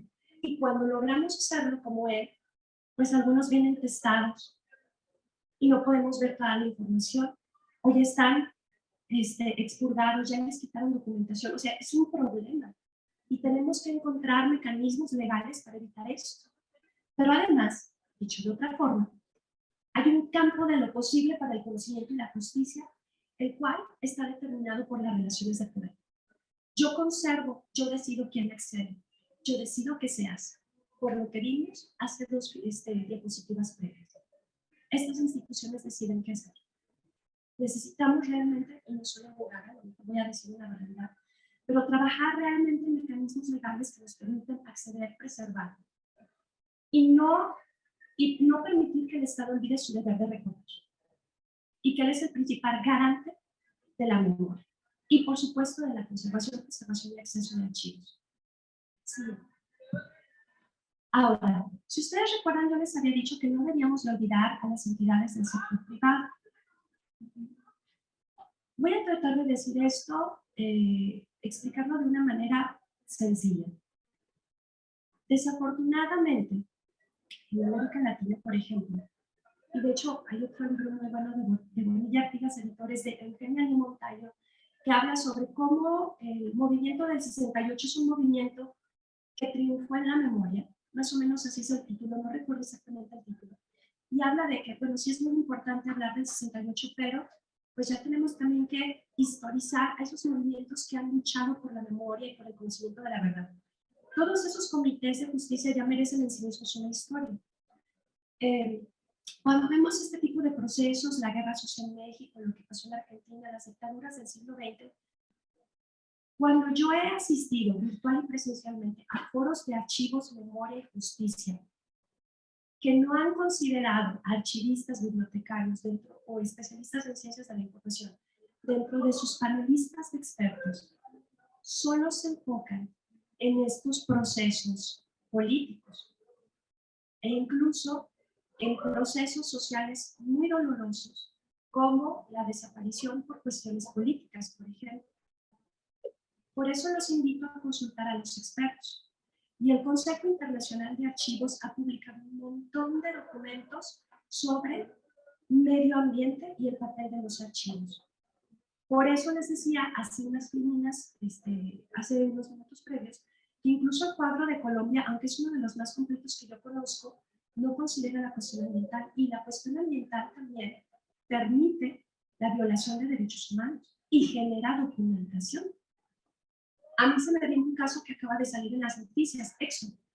Se acaba de sacar la noticia de que ellos ya sabían desde hace 30, 40 años que venía el cambio climático y no les importó.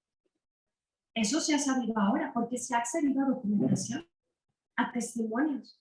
Entonces vean cómo las entidades privadas también generan documentación, también violan derechos humanos. O por ejemplo, otro caso muy importante, Volkswagen. Tenía una finca en Brasil y hace poco hubo una cuestión terrible, trágica, incluso penal, porque hubo violaciones de derechos humanos allí. O sea, son empresas que vulneran los derechos de las personas y como parte de sus actividades cotidianas generan documentación. Y por eso, a mí personalmente me parece doloroso que en muchos foros la cuestión política, el fenómeno de la desaparición, acaparan la reflexión sobre los derechos humanos y los archivos, cuando en realidad hay otro tipo de cuestiones que también se tienen que meter. Yo no soy abogado, no sé qué tanto podemos obligar a las entidades del sector privado a que abran sus archivos, pero se tiene que empezar a discutir y se tiene que empezar a generar legislación para, en casos penales, que se abra la documentación, porque si no, solo se sancionan a las personas específicas que cometen los delitos, pero cuando vemos la documentación nos damos cuenta que son prácticas empresariales, sistemáticas, institucionalizadas, y eso solo se puede ver con la documentación. Entonces, cuando hablemos del deber de memoria, del deber de recordar, también no debemos de perder de vista este otro tipo de vulneraciones a los derechos humanos que debemos de discutir, que debemos de penalizar, que se debe de exigir alguna respuesta a justicia, y evidentemente sus archivos entran como parte importante de ese paquete. El Consejo Internacional de Archivos tiene ya mucha documentación al respecto que es importante consultar para ver violaciones de derechos humanos ambientales, archivos, etc. Y empresas transnacionales, etc. Siguiente. De hecho, aquí traigo unos fragmentos precisamente del Consejo Internacional de Archivos. Los mayores casos de denuncia de las actuaciones contra los colectivos más frágiles, además de casos de fraude, corrupción y evasión fiscal, salen a la luz gracias a los periodistas y a la sociedad civil como las ONG y las asociaciones de víctimas. La balanza está desnivelada si estas personas y organizaciones no tienen acceso a las pruebas que muestren estos abusos, y los documentos de archivo, es bien sabido, son una de las pruebas más eficaces. Cuestiones ambientales, trabajo infantil, hay que hacer responsables a las entidades del sector privado. Hay que hacerlo. Tenemos que empezar a discutir eso también, no solo enfocarnos en el Estado. Para la lucha contra estas acciones, el acopio de pruebas documentales ha resultado ser esencial. Sin embargo, cuando se llevan a cabo acciones legales, suelen ser los ejecutores directos quienes pagan ante la justicia y no las empresas que los respaldaban, ya que es muy difícil de demostrar su responsabilidad por la complejidad de sus estructuras y el difícil acceso a sus documentos internos. Siguiente, por favor. La ONU, por eso, porque ya no solo es una cuestión del Consejo Internacional de Archivos, emitió los principios rectores sobre las empresas y los derechos humanos. Ese documento ya existe, está en línea, lo pueden consultar. Y algunas cosas que dicen allí es, bueno, que hay una diligencia debida en materia de derechos humanos y que esto solo puede acreditarse documentalmente. Y en junio de 2014, el Consejo de Derechos Humanos de la ONU estableció un proceso hacia la adopción de un trabajo jurídicamente vinculante. Ya existen borradores de un instrumento jurídicamente vinculante para regular en el marco del derecho internacional de los derechos humanos las actividades de las empresas transnacionales y otras empresas comerciales. Y si consultan este documento, ya se habla de los archivos y la documentación. Nuevamente, no podemos seguirnos enfocando en el Estado. Tenemos que abrir la discusión sobre archivos, derechos humanos, prueba, evidencia, justicia a otras entidades. Siguiente. Evidentemente, los archivos se enfrentan a otras problemáticas, los más comunes. No hay dinero, a nadie le interesa mantener a los archivos, de verdad no les interesa, no se paga para eso. También hay falta de conocimiento, asesoría en la gestión documental con derechos humanos. Incluso yo me pongo a pensar, por ejemplo, colectivos de búsqueda de personas desaparecidas generan mucha documentación, generan mucha evidencia. Necesitan personas que les asesoren cómo organizar, mantener eso, custodiarlo, y eso se puede hacer. No se necesitan grandes inversiones de dinero, un taller básico de preservación, organizarlo, para que tengan esa evidencia clasificada y perfectamente conservada. También no faltan muchas acciones de grupos de presión. Perdón, hay acciones de grupos de presión como el crimen organizado, el gobierno, no falta de... Llegaron a un domicilio donde se custodiaba información, lo sustrajeron, lo robaron, etc. Yo recuerdo una noticia que hace un año se compartió en el Cuerpo Académico de Desigualdad Social, de un colectivo de buscadores de personas desaparecidas que literalmente llegaron y le sacaron cajas de evidencia a esos archivos. Eso sucede. Claro que se hace. Son algunas de las dificultades que se enfrentan a este tipo de archivos. De hecho, también una vez me tocó estar en un foro del Colegio de México y un archivista LGBT y más contaba su experiencia de que ellos tienen un archivo sobre el colectivo con documentación anterior a los años 90 y ese archivo estuvo de casa en particular porque los agredían y los insultaban y el archivo estaba en peligro. O sea, imagínense realmente, por eso no es gratuito que en México hay una organización tan importante como Archiveros Sin Fronteras. Las tenemos. ¿Por qué? Porque este tipo de cuestiones ocurren. Siguiente. Evidentemente los archivos son un terreno de disputa. Y aquí les tengo algunos ejemplos. Por ejemplo, tenemos el caso de Guatemala. Guatemala tiene un archivo histórico. Muchos de los archivos históricos vinculados a derechos humanos, por lo menos en América Latina, están vinculados a procesos políticos. En el caso de Guatemala es el famoso Archivo Histórico de la Policía Nacional. Y es un fondo documental del Archivo General de Centroamérica que resguarda, custodia información que se refiere a la extinta Policía Nacional entre 1881 y 1997. Y está compuesto, imagínense, por 80 millones de folios. Es un mundo de información. Parte de estos documentos han sido utilizados en juicios, perdón, ¿podría regresar? Gracias, e investigaciones para conocer el destino final de desaparecidos. Entonces, aquí es cuando yo le decía a mis alumnos, no es un archivo histórico ahí nada más como para que lo visites para ver la copia original o la copia de la Constitución en una vitrina. Los archivos tienen una incidencia real en la sociedad. Y además, los primeros 4 años de operaciones de este archivo, por lo menos del 2005 al 2009, se trató de conservar, identificar, organizar, hacer la descripción archivística y digitalizar. El proyecto está documentado, búsquenlo en internet, es muy interesante. Siguiente. De hecho, es tan importante que el Consejo Internacional de Archivos dedicó documentación. O sea, este Consejo Internacional de Archivos lanza documentos muy frecuentemente sobre muchas cuestiones y le dedicaron a el archivo de la Policía de Guatemala, de la Policía Nacional. Leanlo, el caso es muy interesante. El tiempo no me permite explicarlo más, pero hay muchos detalles sobre eso. Siguiente. También tenemos el Archivo Nacional de la Memoria en Argentina, que es parte de la Secretaría de Derechos Humanos de la Nación y funciona en el Espacio Memoria y Derechos Humanos de la ex-ESMA. Es esta escuela donde desafortunadamente torturaron y desaparecieron a muchas personas. Entonces ahora el edificio se ha resignificado y obviamente se encuentra en el archivo allí. Aunque custodia documentos, escritos, fotografías, objetos, material audiovisual y sonoro, ¿se dense cuenta cuántos tipos de documentos hay vinculados a estos procesos de justicia? Principalmente el periodo de la última dictadura cívico-militar también reúne materiales sobre etapas anteriores. Todos sabemos que Argentina pasó por varios procesos de dictadura y algo se pudo conservar sobre esto. Y bueno, pues también hay documentación referida a historias de la diversidad sexual, de las comunidades afrodescendientes, testimonios de los sobrevivientes del bombardeo a Plaza de Mayo en el 55 y bueno, un montón de información. Un montón. Siguiente. Tenemos también en El Salvador, hay archivos, bueno, una parte de su documentación está en Estados Unidos, creo que esto nos sorprende por la diferencia tan tremenda que hubo en por parte de Estados Unidos en América Latina en el siglo XX. Y también en El Salvador hay archivos sobre la guerra civil. Aquí sí la documentación está separada.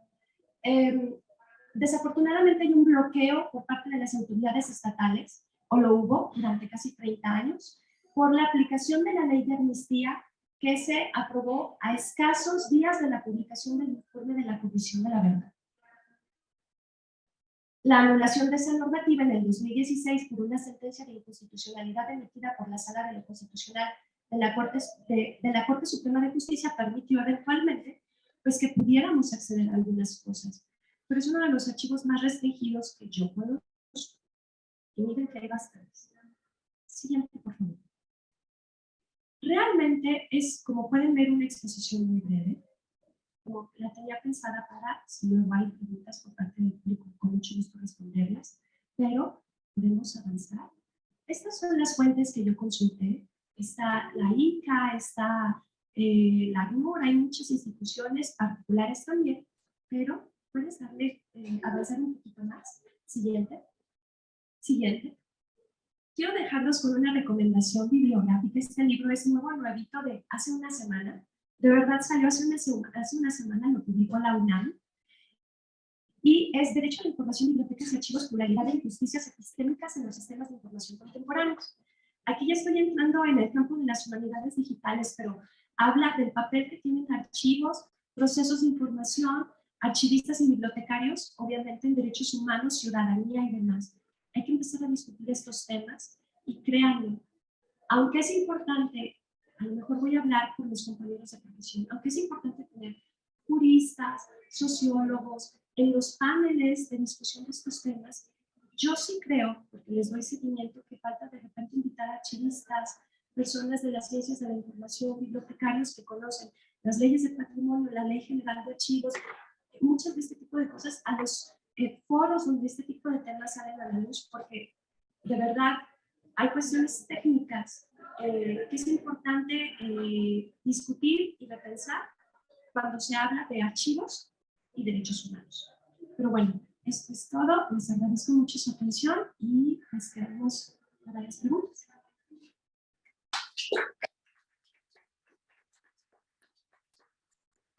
Las preguntas, me gustaría hacer dos comentarios bien importantes que surgen de estas observaciones que hace la doctora González. Primero, esta cuestión que decía, acreditar la condición. Condición significa la existencia. Es decir, si no los tenemos identificados, no existen. Y en México, un país de desapariciones forzadas, si no existen, entonces no pasa nada. La cuestión de los archivos en ese sentido es importante. Si menciono muy breve a la cuestión del poder en Michel Foucault, ¿no? El discurso que está es el discurso oficial al que quiere el Estado que se mencione. Si no quiero que se mencione, que no se sepa, simplemente no se dice, se desaparece, se roba o no se da seguimiento. Frente a esto, la situación en México y los archivos es justo terrible. Y ahí tenemos, la doctora González lo mencionaba, a las buscadoras. Los archivos de desapariciones están por parte de las buscadoras, pero son archivos informales que han estado haciendo de manera intuitiva, de manera empírica, y que lo que buscan es justo identificar a aquel que se conoce como desaparecido, o sea que su identidad no está porque es el que no está justo desaparecido. Entonces los archivos funcionan como un reconocimiento de la persona, una restitución de la persona, y es ahí donde se menciona justamente que la memoria reconstituye, ya sea desde las víctimas o desde las identidades nacionales. Por eso es importante trabajar y conservar la memoria histórica y la memoria de las víctimas y también de aquellos que cometen estos crímenes, para saber lo que pasó. De manera muy breve quería comentar eso justo para dar tiempo a las preguntas.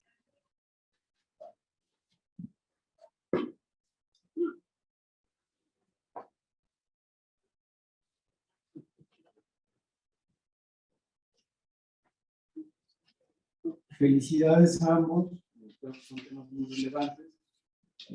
Larisa, me parece que valdría la pena también mencionar Chile, ¿no? Porque yo diría que también es otro de los países que habría que apuntar a la vanguardia de los procesos de memoria, ¿no? De hecho, se puede entrar a la página de internet de Memoria Chilena, es un recurso magnífico, tienen el Museo de la Memoria y Derechos Humanos, que se impulsó mucho con Bachelet, y pues es casi una universidad debajo del museo, porque tienen como centros de documentación muy interesantes.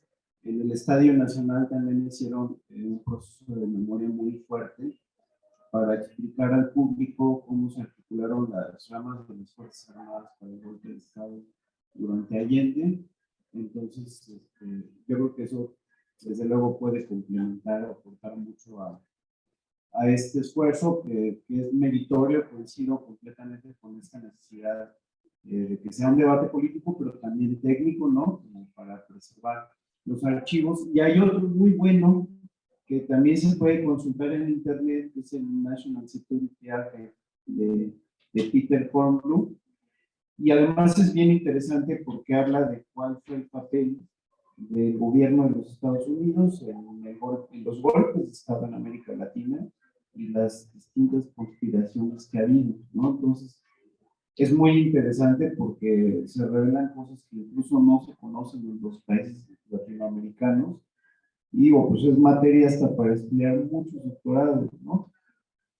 Y digamos, yo coincido mucho en el tema de que tendría que haber un esfuerzo de transparencia de los entes privados, justo por esto que mencionas, de que, por ejemplo, Exxon sabía del cambio climático, de hecho, mandó investigaciones científicas para demostrarlo, pero no para un beneficio público, sino para obtener un beneficio privado del deshielo del Polo Norte, ¿no? Entonces, es muy interesante. Y por último, una pregunta, ¿cómo ves la situación de Perú? ¿Cómo está el tema de Perú? Que, digamos, hizo un informe muy bueno de la Comisión de la Verdad y Reconciliación, pero ahí sí yo no conozco cómo va su proceso de archivos, de memoria, etcétera, ¿no? Bueno, primero que nada, gracias por todos tus comentarios, son muy interesantes. Tienes razón, Chile ha hecho un enorme trabajo porque, bueno, la dictadura de Augusto Pinochet fue dolorosísima, dolorosísima, realmente. Y creo que los chilenos han sido muy buenos en ser resilientes como sociedad. A veces pienso, ojo, estoy hablando como archivista y bibliotecario, que a México le faltan muchos procesos que otros países ya entendieron sobre cómo deben incorporar esta evidencia para sus procesos de justicia y que ha facilitado la memoria, etcétera y demás. Ahora, en el caso de Perú, es muy curioso. Cuando fue la pandemia, yo tomé un curso, porque soy una niña, qué aburrida soy. Me pongo luego a buscar cursos que son gratuitos, porque aparte es difícil encontrar cursos sobre archivística, bibliotecología es difícil. Y además que sean accesibles, ¿no? Porque está ahí el curso de archivos eclesiásticos del Episcopado Mexicano, que es carísimo, pero bueno. Y me tocó tomar un curso justamente de preservación con unas jóvenes que lo estaban impartiendo en línea en la pandemia del 2020 desde Lima. Y ellas mencionaban que justamente ellas daban ese curso, obviamente a quien lo quisiera tomar, porque eran nociones muy básicas para conservar, porque en su país ese tipo de cuestiones no eran del todo importantes ni relevantes. Que la atención cuando se trataba de conservación y defensa del patrimonio era muy clara. Machu Picchu, las líneas de Nazca y lo demás quedaba completamente fuera. Y la documentación no era muy considerada. Ahora, ciertamente estamos entendidos de que Perú es un país que ha habido, primero, enfocándome en el tiempo reciente, pues la dictadura de Fujimori, que fue terrible, y una inestabilidad política que ha hecho unos cambios de presidentes tremendos. Entonces, por lo que yo entiendo personalmente en esta situación que hablé con estas talleristas es que la cuestión de los archivos y en Perú particularmente no estaba como muy avanzada. Sin embargo, gracias por hacerme la pregunta para poder investigar ya desde la cuestión del Consejo Internacional de Archivos, porque esto es lo que ellas, siendo archivistas, lo mencionaban. Pero hay, por ejemplo, está el Blue Shield de la UNESCO, está Archiveros Sin Fronteras, está el Consejo Internacional de Archivos, que luego tienen otras perspectivas y sería bueno investigar. Entonces es lo que te puedo mencionar sobre el tema.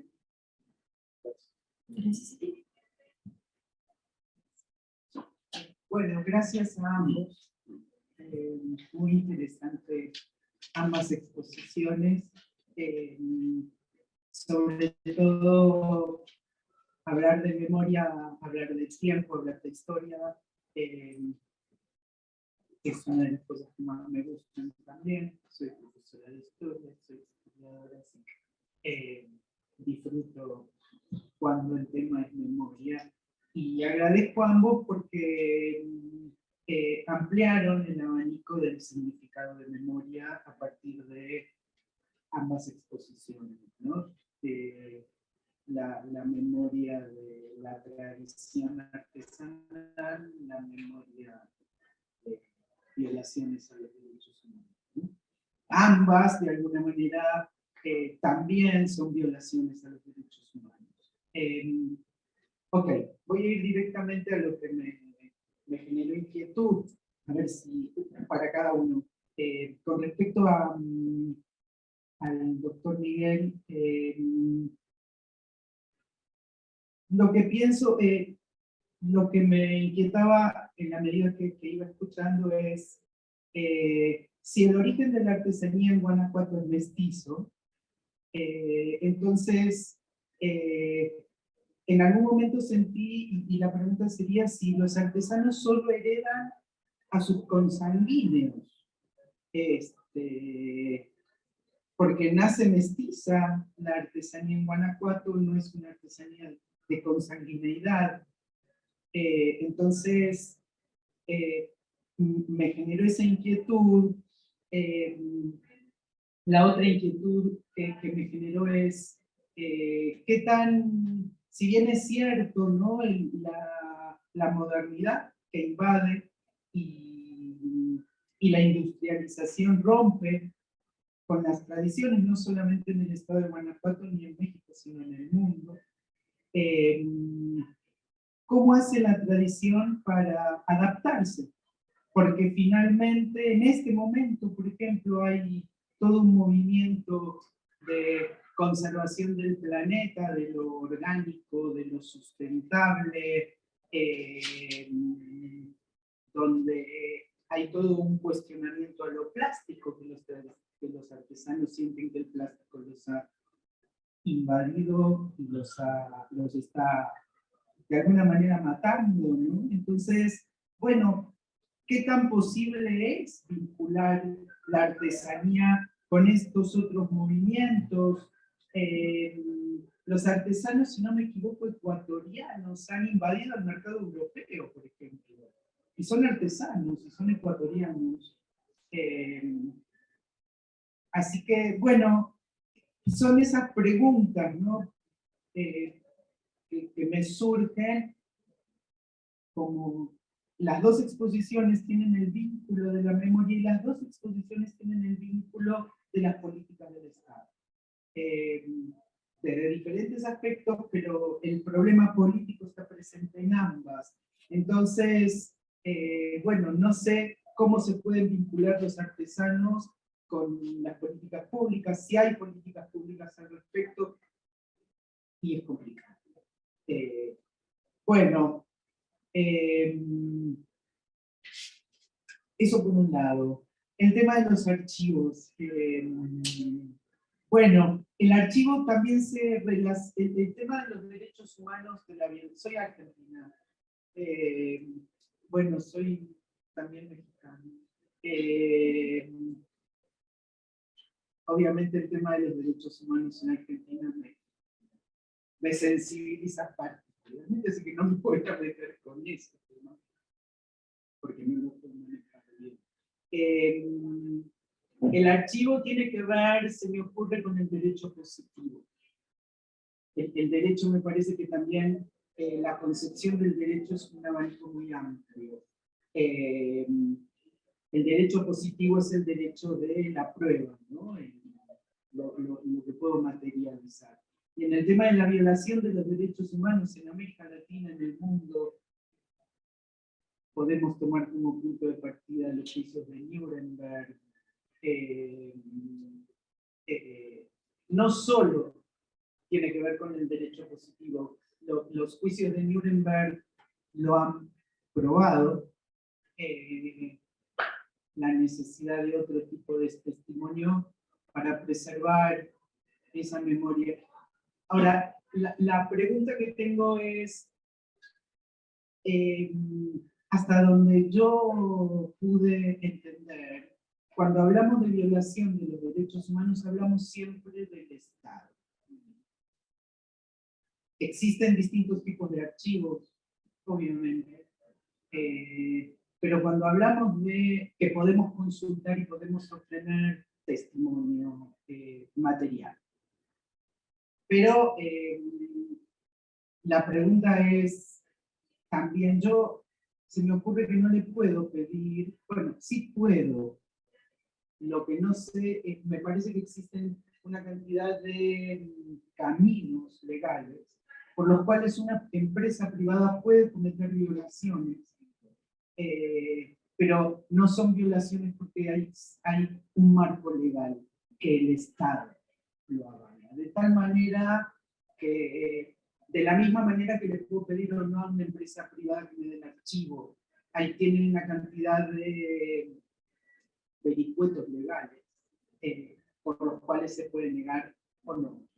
Claro que es más fácil, de hecho, el juicio a las juntas en Argentina se pudo llevar a cabo por muchos, no solo por testimonios de sobrevivientes, sino por archivos privados, ¿no? De organismos de derechos humanos, que luego la justicia, bueno, acaba de ser premiada la película de 1985, ¿no? O sea, la justicia federal pudo auxiliarse de esos archivos, pero me parece que tiene que ver siempre más con el Estado. La pregunta es si efectivamente es así. Yo no lo sé, ¿no? Te lo estoy preguntando. Y bueno, y si el archivo solo se vincula con el derecho positivo, si hay forma de ampliar, de vincular al archivo con otros conceptos que el derecho está discutiendo. Creo que eso fue todo. Estuvo claro. Claro que sí. Porque en mi cabeza. Ok, gracias.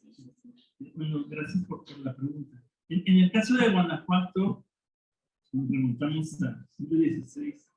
Antes de la llegada de los españoles, esta zona era habitada por grupos nómadas chimecas. No se les reconoce una tradición artesanal. Migraban, no tenían razón para construir, ¿no? Pero antes de los chimecas hubo zonas arqueológicas, hay zonas arqueológicas, pero no hubo una continuidad en las tradiciones artesanales, el barro, los textiles, las pieles. Cuando llegan los españoles traen sus técnicas, el uso de vidriado en el barro es europeo, y el torno, el uso del torno.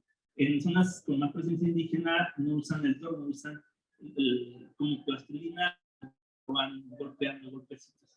La meten en la mano y hacen el barro. Pero el torno es europeo y el vidriado. Y es como se hace la alfarería en el norte de Guanajuato.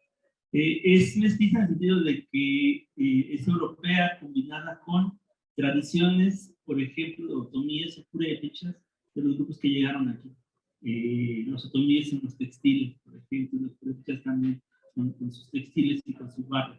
Pero ahí es una mezcla. El uso, por ejemplo, de las pieles de los animales, pues vienen con los europeos. Entonces, las sillas de montar o las artesanías o las piezas de metal para toda la ganadería, ahora lo vemos en la charrería.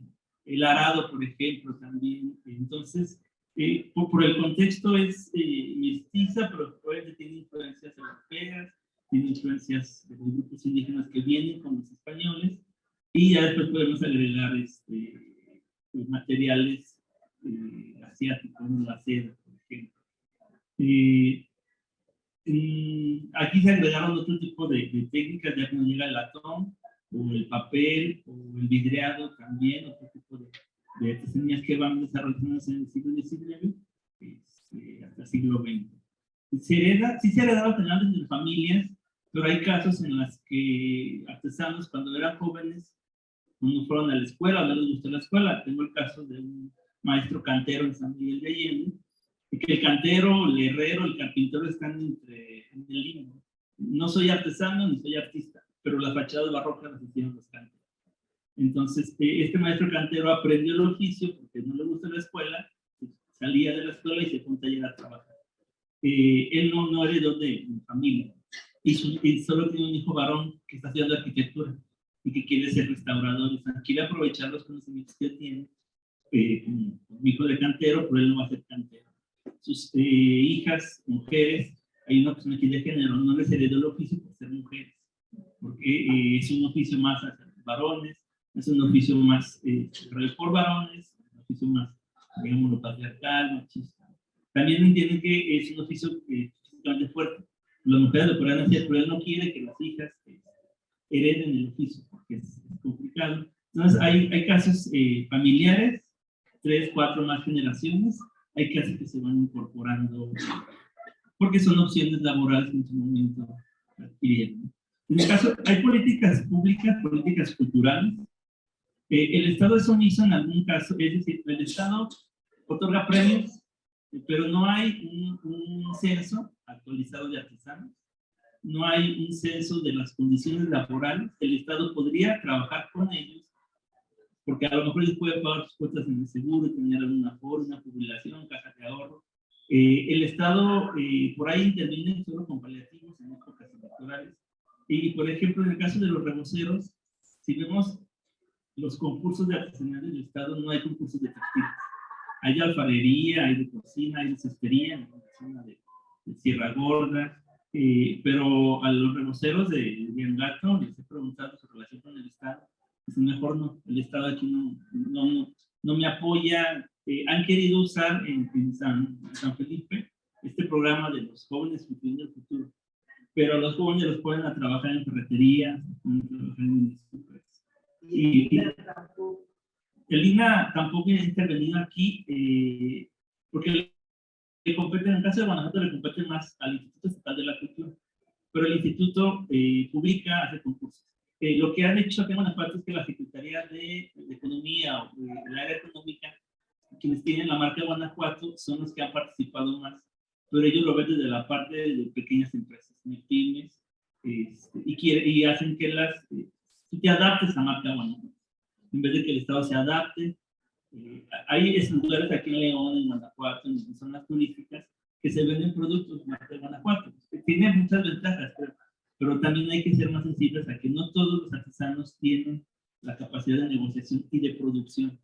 Entonces, el Estado existe, el Estado está, pero es omiso.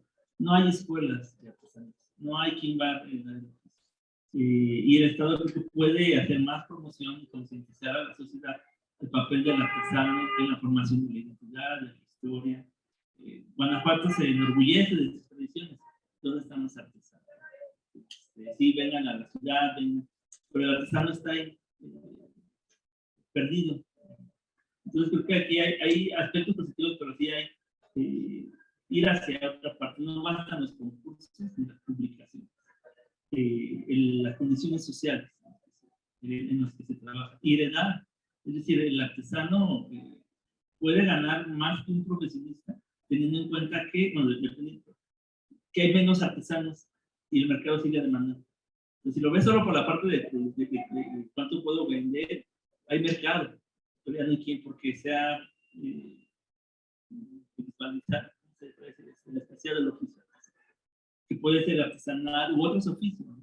Y hay una tendencia a la especialización. Y en el caso de la tradición, pues las tradiciones se están modificando, algunos se pueden ir adaptando, pero también como el caso de aquí muchos artesanos están siendo desplazados por otros, en el sentido de que se vende más artesanía de Oaxaca que de Guanajuato, en San Miguel de Chiapas, porque el gusto del turista que puede pagar un poco más, ellos quieren el bupiro, quieren el quesquemil, o un mendita de Oaxaca, pero lo compran en San Miguel.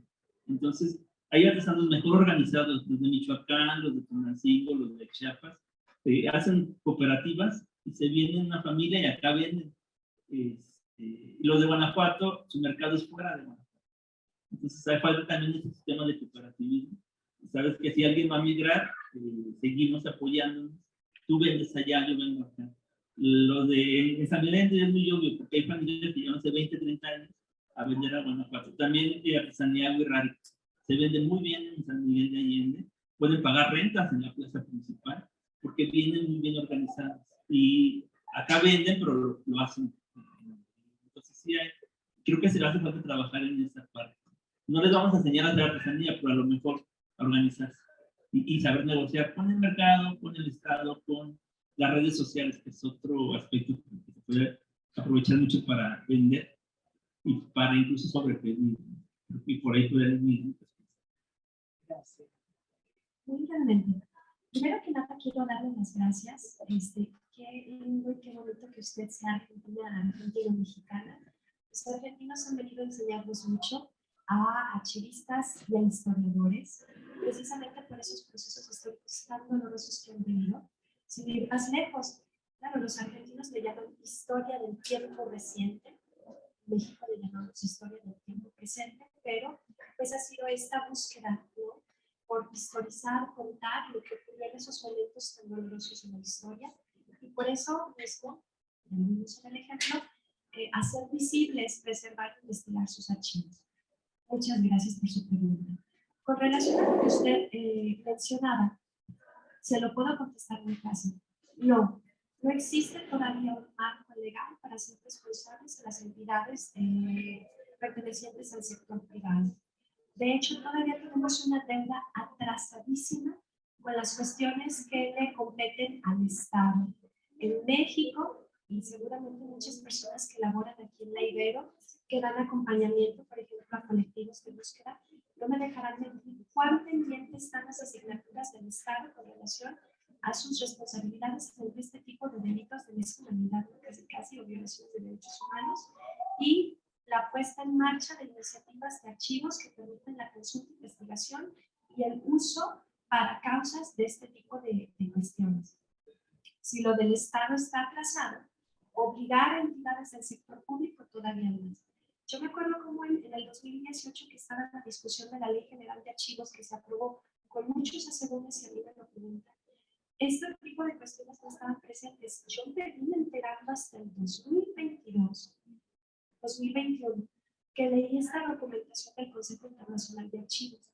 E incluso el Consejo Internacional de Archivos reconoce, todavía no podemos hacer sentar al banquillo a las empresas públicas usando sus archivos, pero necesitamos empezar a abrir la discusión y necesitamos involucrar no solo a los expertos del área, ahora sí, que los abogados, los juristas empiecen a pensar en las maneras para que exista un marco en el que a Exxon, a Volkswagen, a otros, decir, oye, Coca-Cola te está sacando el agua, necesitamos saber tus registros, tienes el deber de conservarlos para poder seguir una causa, para saber qué está pasando con esta cuestión de violación de derechos humanos. Ahora aquí también hay un problema. Cuando pensamos en los archivos, generalmente al hablar de cuestiones de preservación, solo la labor se enfoca a la memoria, a la historia, a este tipo de cuestiones. Realmente la toma de conciencia de los documentos como evidencia frente a juicios ante el Estado, ante entidades del sector público, es relativamente nuevo. Y eso ha sido el resultado de luchas para, primero, que nos permiten acceder a eso y luego poder usar. Un caso muy conocido, México. Llega el 2000, gana el PAN, y el gobierno de Vicente Fox dijo, los priistas fueron los que cometieron todos esos crímenes, abramos los archivos, y los abrieron de una manera irresponsable, sin siquiera haber delimitado políticas y qué iba a pasar. De repente pasaron que los tenían en la UNAM al Archivo General de la Nación, y cuando llegan ahí, de nuevo los vuelven a cerrar. Entonces, no hubo realmente, porque aparte al Estado le conviene olvidar, y olvidé de hecho. Recomendar otro magnífico libro. Este es un libro de la Universidad La Salle, Ciudad de México. Hay mucho, es sobre la desigualdad, pero hay un artículo sobre la memoria. Y habla de que los procesos de memoria son un mecanismo de justicia muy eficaz frente a los crímenes o las omisiones del Estado. Por ejemplo, ¿no? Entonces, claro, como el archivo se convierte entonces en un arma arrojadiza, en una evidencia muy poderosa, al Estado le conviene olvidar.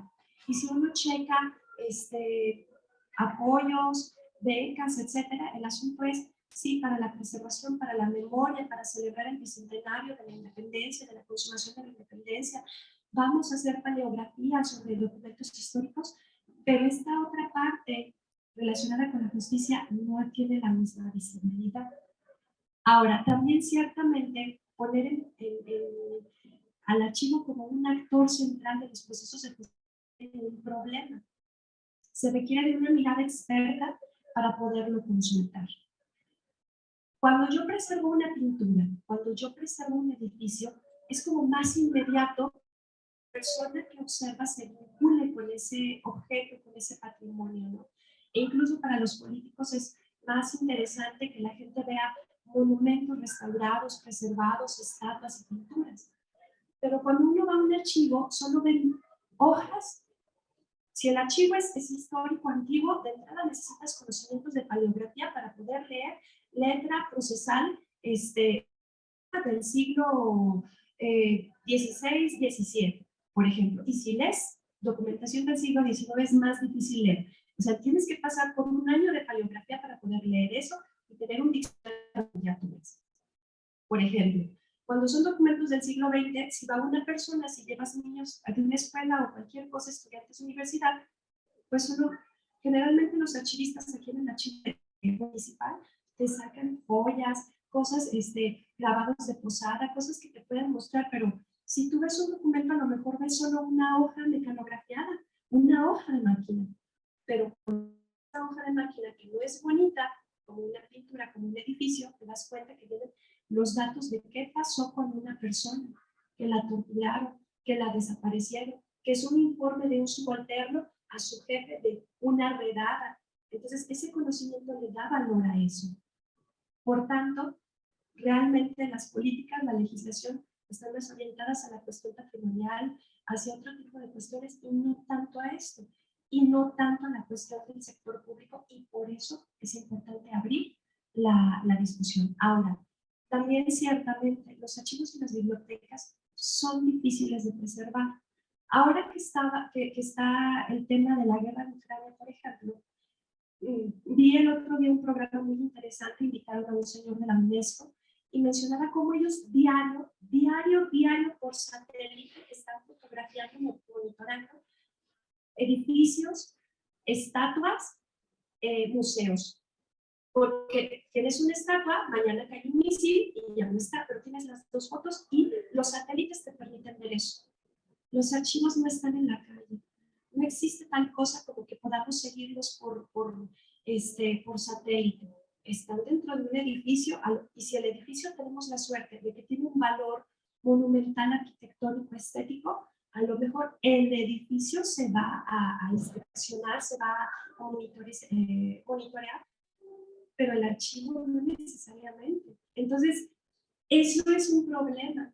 Y es un problema que se están enfrentando en este momento porque el día de mañana, cuando la guerra acabe y haya procesos para pedir responsabilidad o justicia a los responsables, ¿qué vamos a hacer con lo que se está reuniendo, con lo que se perdió? Es un problema muy fuerte y no se puede monitorear. También hay otra cosa. Los archivos incluso son más vulnerables que las bibliotecas mismas. Las bibliotecas por lo menos están vinculadas al aprendizaje por las bibliotecas escolares, universitarias y especializadas o la investigación. Los archivos nuevamente requieren de conocimiento, requieren de un experto que esté mediado para su lectura y por eso no se conservan de la misma manera. No se pelean como evidencia tampoco. Nuevamente, regresando a la guerra de Ucrania, vi un reportaje de que los tártaros están rescatando los libros que sobreviven de las bibliotecas destruidas de Ucrania, pero nuevamente porque está vinculado al aprendizaje, a la educación, a la memoria de sus pueblos, pero los archivos no se mencionan. Y si hablamos ya de evidencia para procesos de justicia, es mucho más complicado. Gracias a ambos y gracias por esta charla tan importante sobre la memoria desde el patrimonio, la identidad y la memoria y los derechos humanos. Entonces, llegamos al cierre. Agradecemos su participación en este panel, tanto a quienes están en presencial como a distancia. Les invitamos a que consulten la agenda institucional para los próximos eventos que vamos a tener el 9 de marzo, taller de masculinidad, y el 14 de marzo, jornadas de naciones. La Universidad Iberoamericana les quiere agradecer con unos pequeños agradecimientos. Gracias.